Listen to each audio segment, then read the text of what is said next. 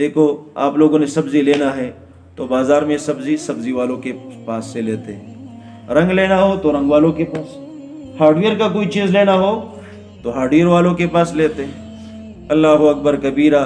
اور اگر مٹھائی کوئی برفی وغیرہ لینا ہو تو اس بھائی کے ساتھ لیتے ہیں، حلوائی ہے، یہ بیکری ہے ان کی۔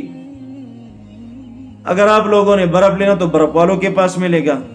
اب اللہ کی محبت کو لینا ہو تو وہ کہاں پہ ملے گا؟ اللہ والوں کے پاس۔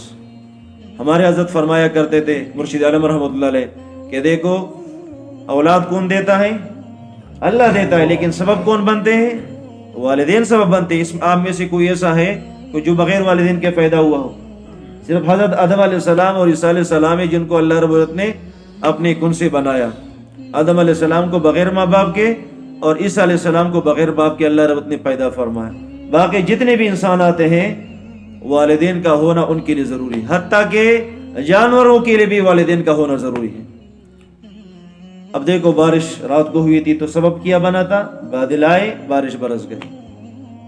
اسی طرح میرے دوستو اللہ کی محبت اللہ ہی عطا فرمائیں گے، لیکن اس کے لیے سبب کیا بنے گا؟ اللہ والوں کی صحبت اور اللہ والوں کی مجالس۔ تو میرے دوستو اسی مجلس میں ہم اپنی زندگی کے تمام گناہوں سے پکی سچی توبہ کر لے، نیکوکاری پرہیزگاری والی زندگی کو اپنانے کا عزم اور ارادہ کر لے، اور اللہ کے راستے میں نکلنے کا عزم کر لے۔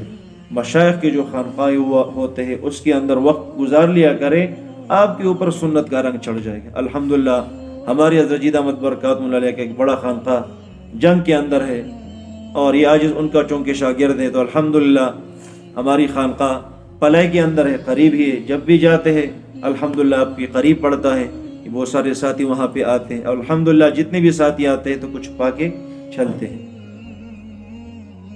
تو میرے دوستو ہم بھی وقت کی قدر کر لیں، غنیمت سمجھ لو مل بیٹھنے کو، جدائی کی گھڑی سر پہ آئی ہوئی ہے، غنیمت سمجھ لو زندگی کا یہ بہار آنا نہ ہوگا یہاں بار بار۔